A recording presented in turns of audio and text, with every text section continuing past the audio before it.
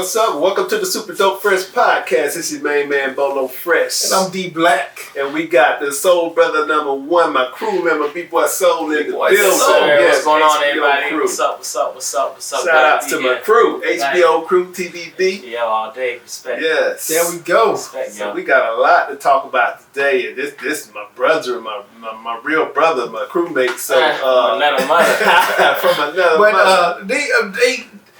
So you and your family don't remind me so much of me and my family. That was one of the things that I got it. We can't finish the season without getting somebody from that family on this show. Yo, thank you, man. And we want all of y'all on the show eventually. Like, we want everybody to have their moment. Yeah, soon. But yeah, we just appreciate you taking time and come and sit down and talk with us, you know. Not a problem, man. I'm glad to be here. It was a last connection here with HBO crew. Yeah, so. Anybody, man, that do the same things like you B-boy, then you found out you do. I had no idea you did music, man. I look online, I was like, this brother said I got an album coming out. Yeah, exactly, man. Music too? You know, it's funny because it's like people who break are actually very autistic. Like, they're very autistic. So it's like you don't. A lot of the B-boys, they do more than just music. Right. More than just music. They might be an artist.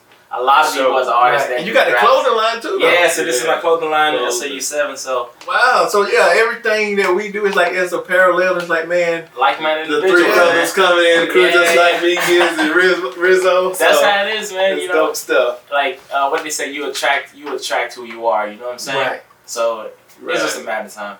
Yeah, beautiful thing though. Well, let's go into the B-boy first. We like to get in and get a start, like where you came from, or I don't even know, like where you born here in the U.S. and let's go back to the African roots. Tanzania in the building, y'all. Let's take it back, okay? Okay. I'll paint y'all a little picture with the imagery, all right? So, yes. Okay, born in the States. In the States. Originally born in Birmingham, Alabama. A UAB. Shout out to B-Ham. Yeah, Birmingham, Alabama. So, but my parents and my older brother moved here in '89. Gotcha. Yeah, so they moved to Alabama, and then that's where I was raised. And then at the age of 7, I went back to Tanzania to how do I put this? To get humbled. Gotcha. Okay. Yeah, because like I went there and I came back, and then I realized a lot of things that I took for granted. I went out there, I'm just like, wow, these people like have nothing and they are living so happy, and people here have everything and they're still stressed. And they're really like miserable, and then it really put a lot of things into perspective. So, so after that, I come back. I'm in Tanzania. It's cool. I'm over there. Some things happen. Long story short, I had to come back to the States. Gotcha. I came back to the States. Just coming back. So I was 7 turning 8. Okay. So I was only young cat. Yeah, young cat. But I learned when you're a kid, you pick up languages like that. Really? Yeah. Like I know Swahili, like it's crazy. Like I speak it fluently. You put me in Tanzania, I'm good. Like I'm good. I'm straight. So came back over here. It was just me and my brother, 7 and 8. So we went from here, Tanzania, went to Europe and Switzerland. They tried to feed us chocolate for dinner, and I was just like, yo, this is wild.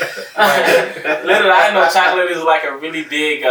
It's a really big delicacy in Switzerland, you know. So I was like, okay, whatever. And then so we go to Atlanta, and then for a little bit we're back in Alabama. The rest of my family comes back, and then from there we moved to Nashville, and then in Nashville that's where I met. I went to Rockin. That's where I met Q-Kong. Oh, word. And I met Venetia, and I met Cody. Okay. See, I don't even know if I knew this before you came in with HBO crew and whatnot. So yeah, this is gonna be good. Yeah, it's wild because even before I moved over there, I got really cool. This is how I got actually the name Soul. I was in Birmingham. Do y'all know? I'm sure y'all know Kids in the Cypher. Yeah, for sure. Yeah, them cats over there, good people. My best friend, his name is J1. He's the one that introduced me to him. He introduced me into breaking actually. I know it's crazy to say this, but it was right after the movie You Got Served came out. He introduced me to it. He was like, hey, yo, you want to make a B-boy crew? And I was like, yeah, man, yeah, I'm down. Like, that was my breaking, you know what I'm saying? Breaking the movie, that was my flash dance, you know what I'm saying? Because we really didn't have that. So we had to just, you know, it's not about like, people could say the movie's whack or whatever, but it's about like the message, you know what I'm saying? Oh, right. That was some inspiration. No, it still carries the culture though. Exactly. That's a lot with all that stuff. Like it still pushes the culture forward. Exactly, yeah. So then I met Kids in the Cypher, and then they was like, yo, what's up? What's your name? And I was just like, yo, I don't got a B-boy name. This is always the funny part when we get into the B-boy name. I don't got and how a it B-boy came name. about. And then I was like, how do I feel? I was like, yo, it's like Soul. And I was just like, that's it. My name is, Soul. They're like, yo, I like that, bro. And I was like, yeah, that's it. Got it. So in a way, I named myself. But crazy thing about that, years later, I went to Tanzania a couple of years ago when I learned some history. My great-grandfather's name was Nsolo. And then when I found that out, I was just like... Meant to be, huh? Okay, I see. Universal lines. I see what's going on. Yeah. I see what's going on. So then it was kind of like it was predestined, you know what I'm saying? Without me even knowing. Mm-hmm. So... That's crazy how powerful the universal elements are, where it makes everything come back full circle. Whether you know it or not. Whether you know it or not. You ask for it, whether you want it. Exactly, man. You know, you just got to trust the process. You know what I'm saying? Really? We take so much in doubting ourselves. You know what I'm saying? When our intuition is one of like divine powers that we all have. Right. And we fail to use it. You know what I'm saying? Like that gut feeling. Gut feeling is important. That gut feeling. There's been a few times I didn't listen to that feel, because you will get it a lot of times. And a few times I didn't listen, and I walked right into some trouble. Yeah. Then you got to work extra hard to get out of it. I'd be like, man, something told me. We said like this, something told me not to do it. Told me, man. Exactly. So it's like I think the people that become masters of self learn to listen. You're right. You know, you're right. And that's when you become a master of self. Yeah, that's what you got. That's why we got 2 ears, right? Right. You gotta learn to listen, even physically, spiritually, mentally, and all that. You gotta learn to listen.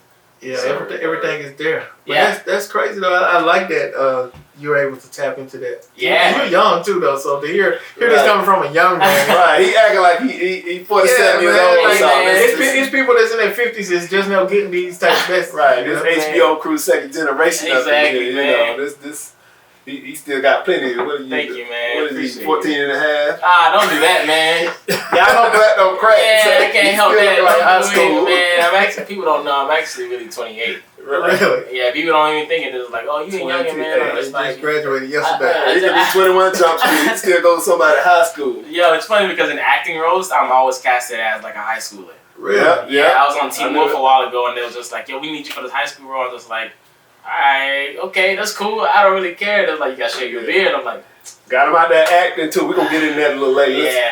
Let's track back to so you got your name and then trying to get to how you got with HBO crew. How we that's right. Yeah, that's right. So check it out. So from there on, we moved to Nashville. Nashville, like I said, I met Cody, I met Venetia, I met Q-Kong, and I met Dark Knight, MJ. Okay. MJ is like one Shout out to MJ. MJ, I owe Dark Knight so much because like the new jack and the groove and all that, like learning how to top, like Why Not has always been like my inspiration. B-Boy Why Not. Killer. Like Top Rocks. But, big ups to Why Not, man. Yeah, big ups to Why Not, B-Boy Why Not, Rock Stadio. But MJ, Dark Knight, Marcus, he really put me on. Like I know how to groove because of this guy. So shout out to him.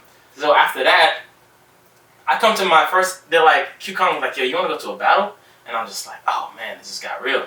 Because he just threw, he was like, you want to go? Like, all right, cool. So my first battle, this is before I was breaking. First battle was actually NBL. Oh wow! National Breaking League. I remember starting that when they started back. At the relapse, and my mind was blown, yo. My mind was blown, and then I was just like, yo, this is wild. They really out here. They're really doing this. Like I was so scared to even hit the floor, but later I go back, and then he's like, gonna go to another jam. I was just like, yo, okay, and then it was Evolution. Oh, okay. Oh, nice. Evolution was huge. Deep up in there, boy. Yo, worldwide people. I didn't understand the capacity of what was really going on, yo. Right. It was so amazing. That jam was like will always be the biggest jam. You don't know about Evo, shout outs to Irwin and them. This is everybody from around the world. We still work with B-Boy World. I had a world party at my house, crews from Japan, Korea, everybody staying there. I heard you had Narumi and all the Kabaddi Carnival. And I heard you had the cats from Netherlands. I didn't even know. I remember going over his house just trying to say what's up. And all these people I didn't know don't even speak English good. They had, because the heat got turned off. Oh, so wow. and it's cold. Crazy, so crazy. you walk over there and it's all these Asian people with supadopefresh clothes on. They basically went into the inventory and just put his sweatshirt. They was anything with supadopefresh, like they were just walking around with these oversized clothes on. Oh, that's so crazy. funny. That's crazy, man. It's like, hey, that's advertising. What you gonna do? Right.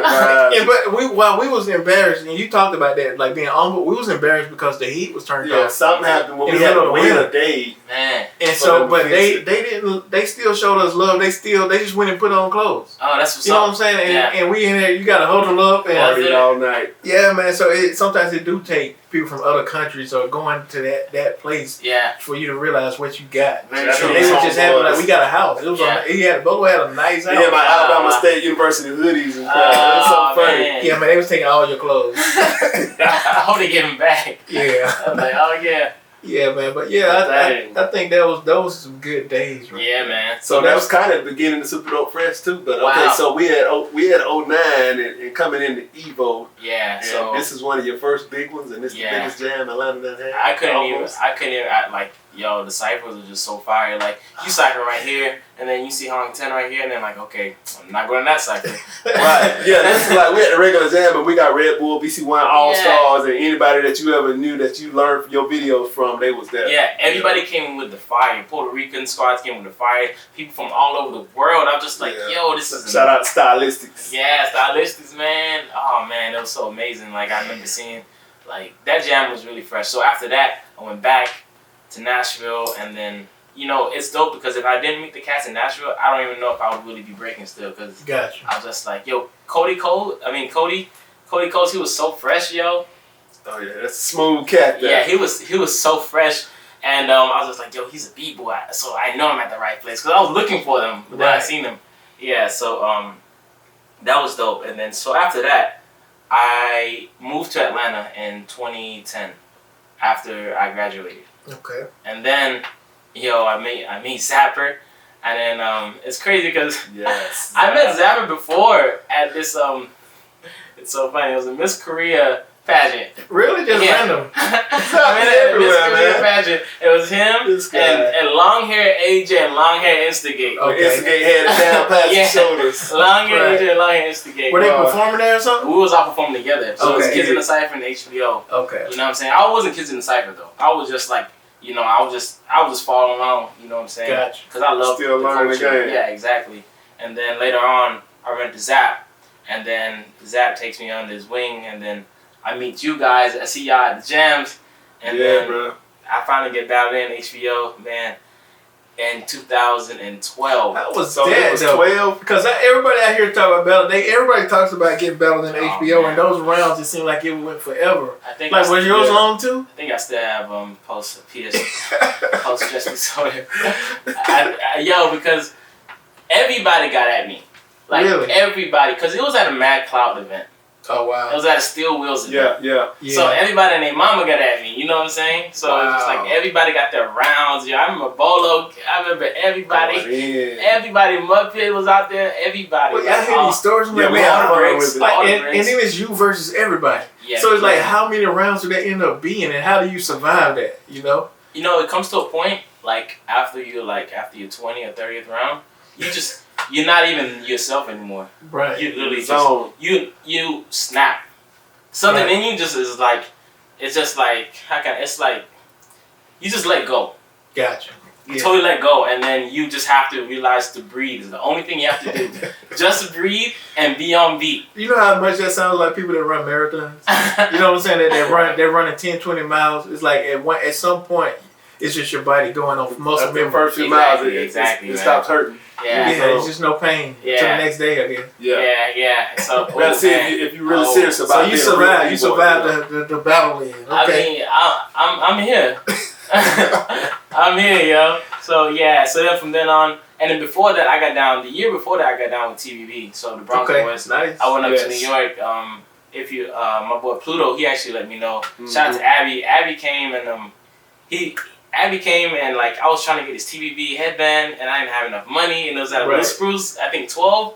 Right. And it was at the Relapse West and then he was like, here you go, young brother. And I was just like, yo, that's love. Right. And then that's when everybody was getting down. That's how everybody was getting down in TVB. And then I had went to New York and I was the only people getting down and Pluto told me, he was like, I was the first b-boy to get battled in at an anniversary, actually in the Bronx at a TVB anniversary. And I was just like, yo, I didn't know, but these cats are coming at me, and they're like, really? Oh, you getting battled in, son? I was like, oh, nah, man. Big ups. If you don't know, Bronx Boys Rockin crew, we'll go way back to the beginning, y'all. Yeah, 75 and whatnot. Yeah, so, exactly. Yo, much respect. One thing that took my breaking to the next level was actually the knowledge. Yes. Right. The knowledge will get you so much more further. It's like the experience and wisdom people can give you. Right. It can put you from like 1 to 2 years to like you're already like on a 10-year status mentally. Yeah, we know Pluto is big on that. Yeah. Big on b-boy history and culture and making sure people know that. Yeah. If you don't know about b-boy make you learn a real history about hip hop. That's one of the elements I really appreciate because it makes you study and learn music and all of hip hop. Yes, I agree. I agree with that totally. You know that music. Yeah, I totally agree with that because I wouldn't listen to the music I do today if it wasn't for breaking, if it wasn't for hip hop. Mm-hmm. I would not listen to it. Like, I always had love for like soulful music and all, and like, you know, James Brown, but I wouldn't be deep into James Brown like I am now. I wouldn't be deep into Stevie. You know, everybody's into MJ, that's cool, but I wouldn't be deep into like the Jackson 5s. I wouldn't be deep into like, you know what I'm saying, all the old, like the hip hop, the original hip hop. Yeah, knowing the difference between hip hop and real hip hop and you know what I'm saying? Right. So it's nothing like when you're in a venue or anywhere and that break beat drops that everybody knows. Eyes light up. Yeah, it's like you see people trying to fight to get to the cypher. Yes, man. Trying to fight. Oh, that's my jam, and they want that spot. They want to be in there. They waiting for their part to come on. Exactly. That's a magical feeling right there. They hit that lyric. Elbows outside the cypher. Man, watch out. This is my song. That's funny because we've taught this like people that are just now starting where they don't understand that, and I've heard people say, man, they wouldn't give me a turn in the cypher. We look like, what you mean they wouldn't give you? You wait for a turn in the cypher. You need permission? Right. I've never seen a b-boy wait for it. You don't wait for a turn. The people I know go get it. It's like a conversation. You just say something. It is. You got something to say something. Exactly. So that's like with your dance. You get on out there. I think that's something that outsiders really don't understand. They can't grasp that because they're coming in, they're waiting in that circle. And they're like, okay, when is it my turn? Exactly. I'm sorry, y'all. We're going a little deep, but we're going to start slowing it down sometimes in these conversations. We're trying to get you to understand some real hip-hop and how it goes, real breakdancers, b-boys. So we talking about ciphers when you going in and everybody's dancing together. Yeah. You know, it's kind of like a big family or at a reunion, you get a conversation and you got something to say. Yeah. You ain't going to wait to say it. You got to go in there and get your dance and get your shine. Yeah, nobody's going to stop the music and say, okay, give my guy a shot right now. Give my guy a turn. Exactly. It's really kind of like, even like the lesson that it teaches you, sometimes you have to speak up. Sometimes you have to push yourself. Just life lessons. Yeah, you gotta become uncomfortable to grow. So once you get into that cipher, it's the best feeling in the world because everything stops and everything is about you. Everybody's looking at you. Everybody's looking at like, yo, this is. But I think that's really important because sometimes people don't understand how this translates into real life. Yeah. Because a lot of times I've been in situations where if I don't speak up, something's not going to happen. Exactly. And you feel your gut drop. Yeah. And you're like, man, I gotta say something. Yeah. Gotta do something. I agree. Yeah. And that right there teaches you to get over that fear. Yeah. And to get out. If you can dance in front of strangers, you know they could just better than you, some worse than you, and they're gonna judge you. They're gonna judge you. B-boy, they're gonna judge you. Yeah. So you can stop that. Don't judge me. Talk that people do. Right. So for you to overcome that, and even to get to where you are now, where I see y'all, man, I love watching you dance now. Like I got video just going there dancing. Thank you, man. I see no fear. Old guys like me can fade to the side and just watch the young cats in the crew get down. I'm like, yeah, that's my boys, y'all. That's what I want to ask you. Like, how do you get to that point where I don't see it? Then I see your style is so unique. I don't see anybody dance like you. Man, the thing about musicality is always first. Okay. Because that's the one thing that's gonna last. Like after all this. I could be like 81 years old. I'm still gonna hit that G. I don't care. I don't care what you say. I may not be able to hit no airplanes at 80 years old. You know what I'm saying? But I promise you, I'll be able to dance. Got you. And that's the most important. Like your connection with the music, how the music makes you feel. Facts. Like how you translate it through your body into the floor. I can definitely see that. I see that in your dance. So like I said, we watch you and we just everybody kind of smile. Thank you, man. It's just like. it's almost like you don't see the audience. It's just you and the floor and the music. Shout out to the Yeah, I be sitting there bragging about my boys, man. Yo, shout out to HVO, man. It's like an old uncle moment when I can sit here and see young cats in the crew on the videos and we talk about them getting down and stuff. This is good stuff, y'all. I'm humbled, yo. I'm humbled. Yeah. We're going to get into it some more. We getting ready to get into a little break, but we're going to get back into your b-boy and your music, my man acting and everything. Yes, so sir. after we get back from a little break, we're going to chop it up a little more. Yes, sir. Let's do it.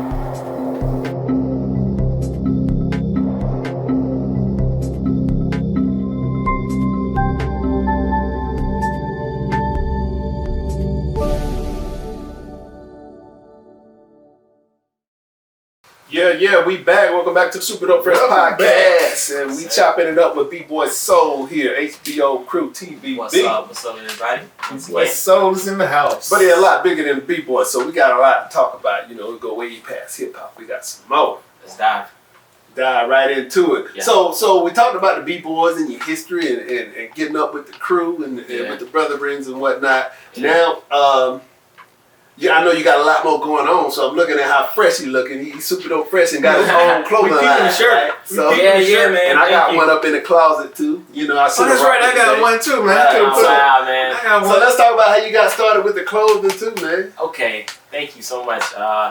You know, it's crazy because, you know, watching you with Super Dope Fresh really inspired me for sure. Like watching how you would bend that jam, it was just like, wow, this is crazy. And then I remember I was at Bashville and I seen B-Boy Rudy Rex. He was rocking the dashiki before anybody was like rocking it. Yeah, right. Rudy Rex from Texas. Right. And then I was just like, yo, that's crazy. And then I was just like, I had an idea. And I was like, man, well, how come I don't have dashiki? I'm saying, wait a minute, I'm the only African up in here. Yeah, yo. I'm just like, yo, ain't nobody representing for the African B-Boys, you know? So, yeah, so watching you guys and watching Mex and, you know, it's really dope. Much love to Mex. Yeah, my brother, my younger, rest in peace. My younger brother B-Knock, he used to vend with him as well when he came. Yeah, I was thinking about that. We gotta get him on the episode later too, because B-Knock used to come back and forth helping me and Mex out, and then we can hook him up. Yeah, exactly, man. And then he I appreciate that too. He got knowledge from that. So I went to Tanzania in 2015, and I was on this bus ride, and it was a 12-hour bus ride, and let me tell you, no phones, no nothing. Tanzania Greyhound. Yeah, bro. Wow. Bro, that lion hound. So we was on this bus ride, and then it was a long ride, and then every let's say every 100 miles we would stop. And then people would come to the windows and be selling whatever they had. Right? So whatever they had, I'm just like, yo, this is crazy. Like people out here, everybody's an entrepreneur. Right. And I'm just like, back in the States, everybody is working under somebody. Right. You know, and I'm just like, crazy, huh? I was like, why is that a thing? Why is that a trend to not be your own boss? You know, not to build your own kingdom. So I was just like, that's true. So then me and my brother B-Knock I was talking to him, I was like, yo, I got an idea for a company. And he was like, I got an idea for a company. I was just like, what a coincidence. Yeah. You know, and then, so long story short, we go to this underground spot. We go to this underground spot in Tanzania. It's like the trenches of the trenches, like the hood of the hood, like this place called Kariakoo, and it's like the biggest East African outside market. And then they have all these fabrics, anything you could think of, you know what I'm saying, you can find there, you know. So for the low. For the low, like, yes. Yo. Okay. It's like, I don't even like talking about it because y'all might start still hustling. Yeah, don't be trying to get that man hustle, y'all. Yeah, I'm watching. Nobody. We're going to give you most of the game, not all of it. Next month you see them Super Dope Fresh dashikis, y'all already know what it is. I'm like, oh, okay, that's cool. Give my no, bro, we support you. Yo, thank you, man. So I got these designs and I came back, and then my first big sale was at Georgia Tech. Okay. So Georgia Tech, and they was doing the battle, and I only had textiles. I only had $100 to my name. Right. And that's how much it cost to vend. And I was just like, oh God. So long story short, I was like, I get $100 just going on faith. You know what I'm saying? You don't grow until you become uncomfortable. There you go. There it is. So I get $100. We set up our booth. Yo, let me tell you, we were selling like hotcakes. We were selling throughout the whole battle until the very end. They was like, dude, I gotta go. Right. And I was like, hold on, let me make this sale. Let me make this sale. Yeah, always last minute. Everybody else packing up. You still get it in. I seen you. Yeah, man. It was amazing, man. It was amazing. We racked up like $1,000, yo. And I was just like, I don't even know what to do with this. I don't even know what to do with this. Flip it. And then like later on, like I learned like, okay, take 70%, put that back into the company, take 30, pay everybody to help me. Right. You know what I'm saying? Keep it moving. You know what I'm saying? So now it's been great. This is Soulven. You can find. I was actually featured on Voyage magazine in March, and they did the whole article on the company and like. So if you go to Voyage ATL, you can find me on there. I'm over there, so it's been an amazing journey. I'm loving it, man. Thank you, man. Young brothers getting it in, man. Making that paper. You gotta make our own kingdom, yo. They're making their own kingdom. You got to. Y'all heard it. But I think it's so important though to establish your own presence, and I love that you pointed out that in Tanzania, it's like everybody did that. Everybody's an entrepreneur, yeah. And here, we don't think about that as Americans. we talk down. Our parents talk down on it to us because our parents want us to have these jobs. Well, you gotta get a job. We gotta work for somebody. Like we all experience that, and then society talks down on you, you know, about doing it. Like, man, you need benefits. This is what they tell you need benefits. and one of the things I just recently learned was that it's easy to get benefits on your own. Like I just went and got health care for me and my son. Wow. I work for myself. Yeah. Wow. So, but if you don't get the knowledge, you will fall into that trap. Like, man, I gotta go get a job because I need benefits. That's very true, man. Yeah. I got benefits and retirement in the school system, but I'm making my own retirement. Right. That's what's up. Right. You flip the system. You know what I mean? Yeah. It's really cool. I got double retirement.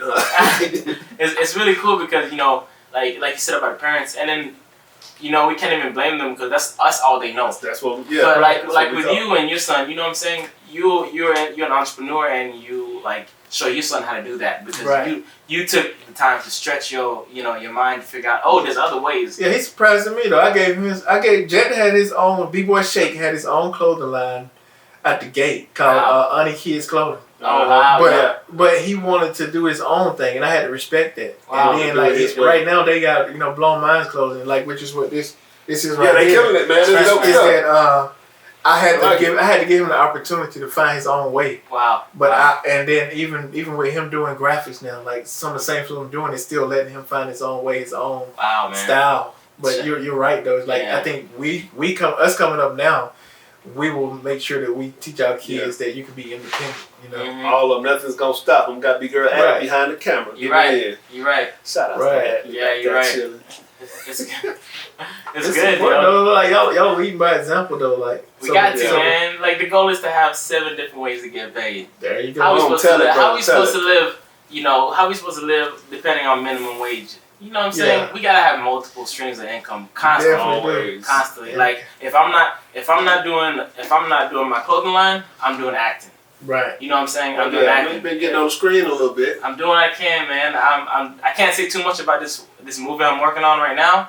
Because they make you sign away. Yeah. You can't say what it takes the next 5 years. But long story short, it's like a combination of Walking Dead and Mortal Kombat. There you know what I'm saying? So that's really all I can say. It's like a post-apocalyptic world, and everybody has to be a martial artist, so they brought in the B-boys. Like, yo, we gotta get you in.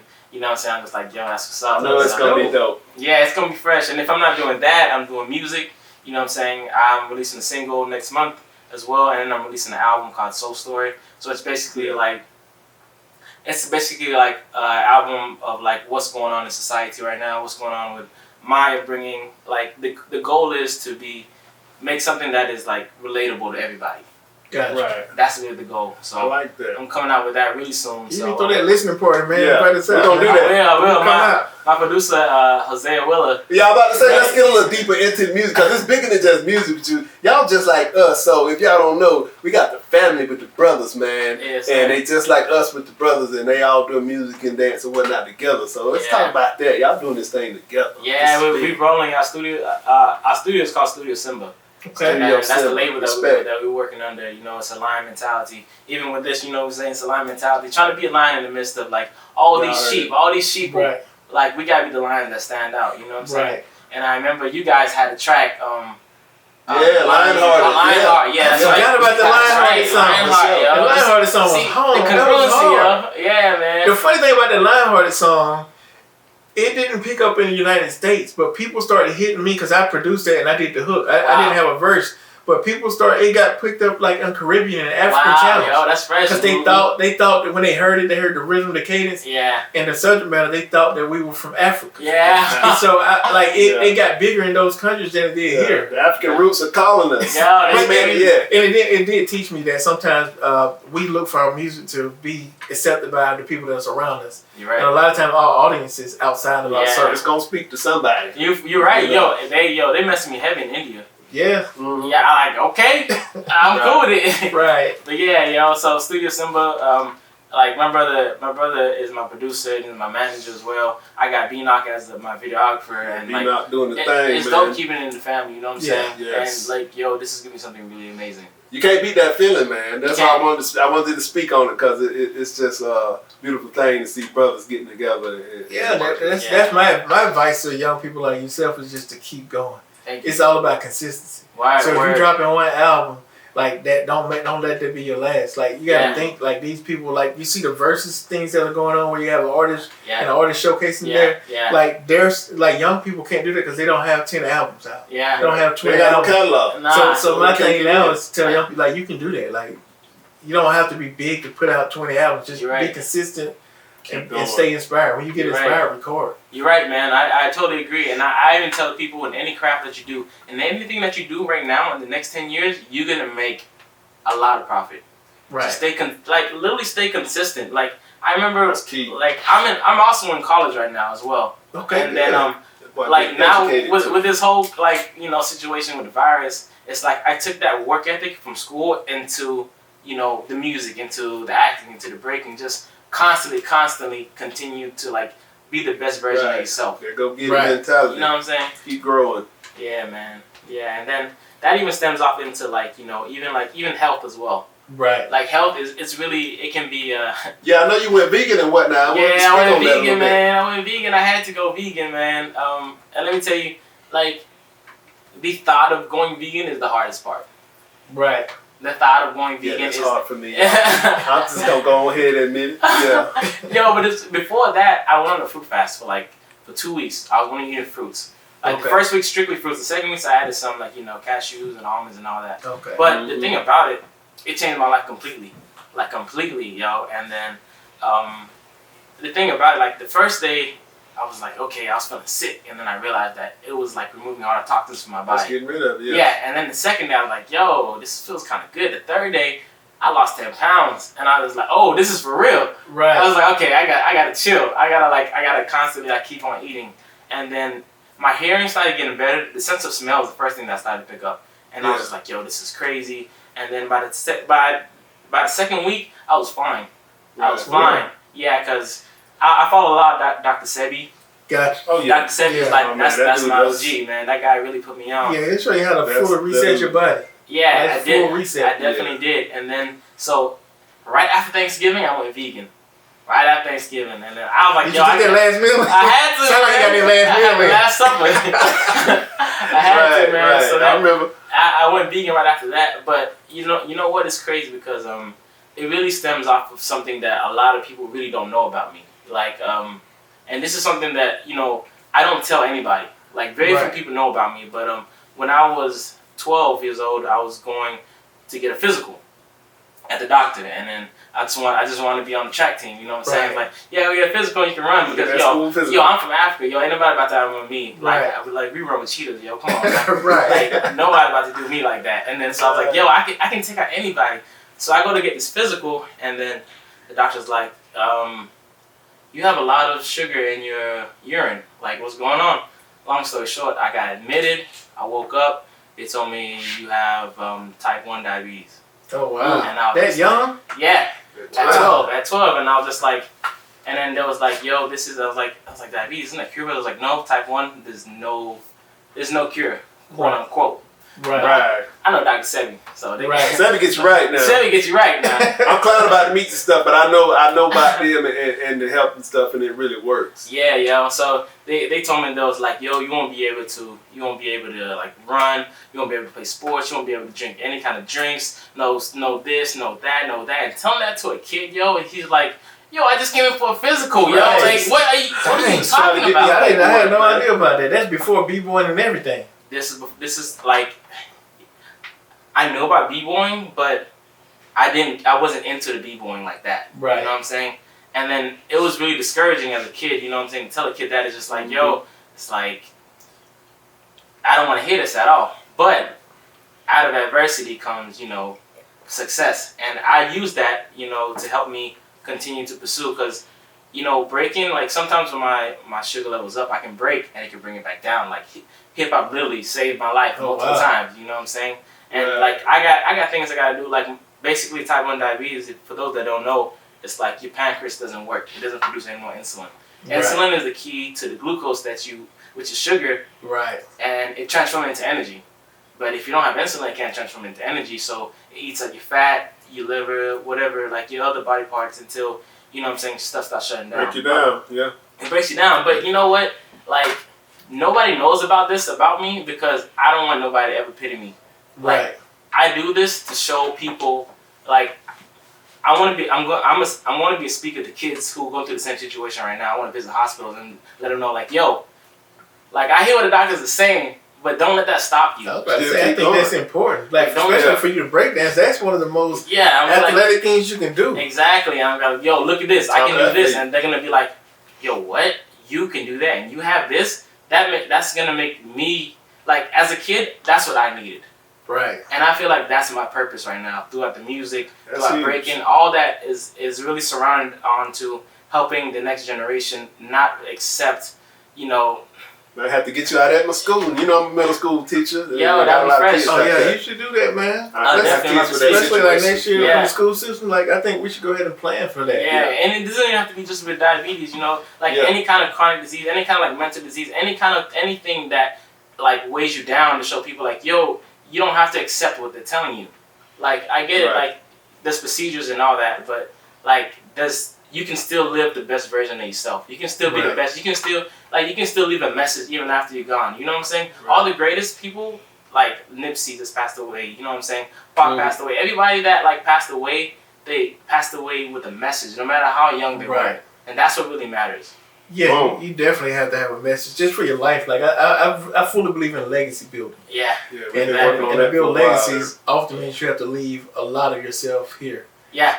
And that's through teaching, sharing, showing people the way, giving people the game. Yeah. Because I got some business partners that don't do that. Like, they don't believe in, if they get something that's good, they're going to try to hold it so tight to them. And I've just never operated like that. That crabs in the barrel mentality. Yeah, so whatever we know, and you know that this about us, like, if it's who we use for t-shirt suppliers, or how do we make money selling clothes, or even art. And we just talked about that earlier. Like, I'll tell you everything you need to go out there and do it. Word, man. Yo, and even this right here, what you guys are doing, like you just said, legacy. You know what I'm saying? Like, there's nobody in Atlanta really doing this for the hip hoppers, like for the b-boys and the b-girls. I'm talking about, like, I mean, I get it. Like, hip hop is a really big range into hip hop. You know what I'm saying? You got trap hip hop, you got, like, soul hip hop, you got all different types of hip hop. But I'm talking about, like, strictly, like, for those who break. Right. You know what I'm saying? Strictly for those who do, like, wonderful graffiti, wonderful, you know, MCing, wonderful DJing, wonderful art. We say you gotta fit in one of those 4 elements, one of those core 4 elements. Yeah. Somewhere you gotta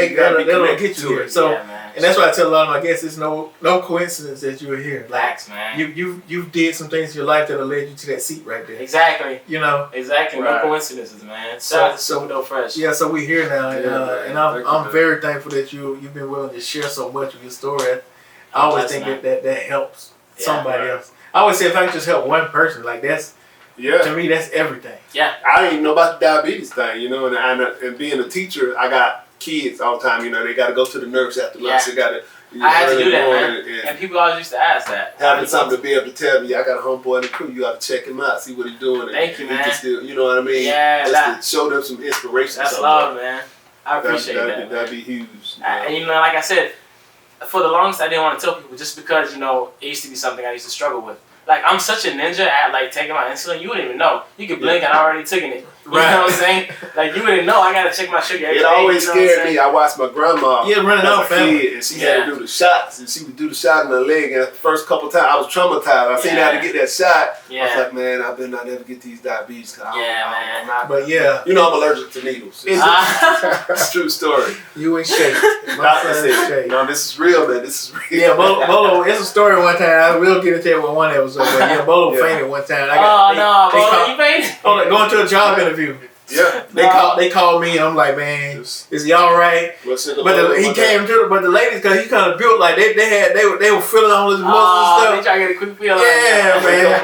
They had his shirt off. When he came to, his shirt was off. You know, you break out in that sweat first and all that. Why is his shirt off? Hey, this ain't my interview, y'all. Let's get back to Soul. Right. But yeah, where can people find you? We're wrapping up on this segment. Well, you can catch me at Soul Safari, SOUL. This is on Instagram, SOUL SAFARII. You can find me on Facebook at Joel Soul Kigwila.